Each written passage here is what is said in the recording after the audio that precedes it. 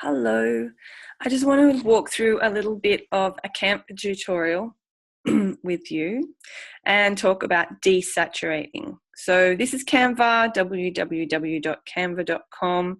It's a really handy website for making social media images. So I'm going to go ahead and choose the Instagram post template. And so desaturating is something you can do to images to make the color more intense or less intense. And it's just one of heaps of the things you can do in filters in Canva. So I want to show you that. So say we choose this layout. What I like to do usually is straight away just get rid of the filter. So look at the image as a normal image. And have a look at that and see what I think it needs. Like in this case, I think it needs to be darker, and we'll see what happens. So this is my normal trick. I normally actually, if I'm using a dark font, I will brighten it, and I also might up the contrast a bit, and then I also might increase the saturation. So this makes the picture brighter, but you don't lose the color, because I think, did you notice when I made more brightness, it kind of gets a bit washed out. So if you want it brighter but you still want vivid color, the saturation can give you the color back.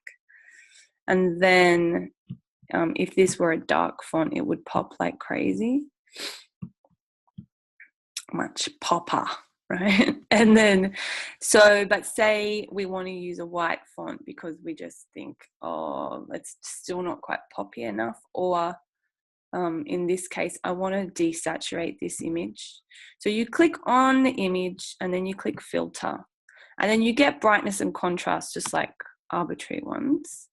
But I like using the advanced options because then you get saturation. So like if you really mega saturate it, you can see like the color is crazy vivid. It's a bit like chrome filter on your phone. And if you desaturate, you can desaturate it a little bit and it just gets a little bit washed out, or you can keep desaturating, and eventually when it's completely desaturated, like see how that's almost black and white, and when it's completely desaturated, it's, totally black and white. And then in that case, I would probably make it a bit darker and use a white font.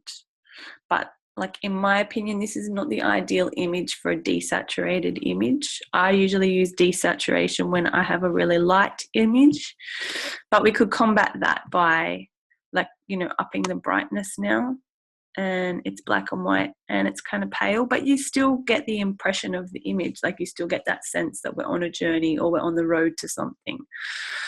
So that is what some of those more advanced filters can do. There is one other super cute thing I'll show you while we're here, is if you desaturate it and you make it brighter like that, then you can use this tint button, and say your brand color is, like teal, then you can make it have your brand color using this option, the tint.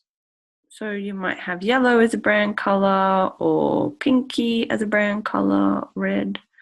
You can alter the image so that it's got a wash of color over it. I love the filters button. I often go in there and just muck around and play with all of those. Vignette gives you like a nice dark circle around the edges, and you can use that. There's so many fun things you can do. I'm the kind of person, I just go in and test all the buttons. And if you're like, oh geez, what have I done, you just click normal and it just brings it back to normal.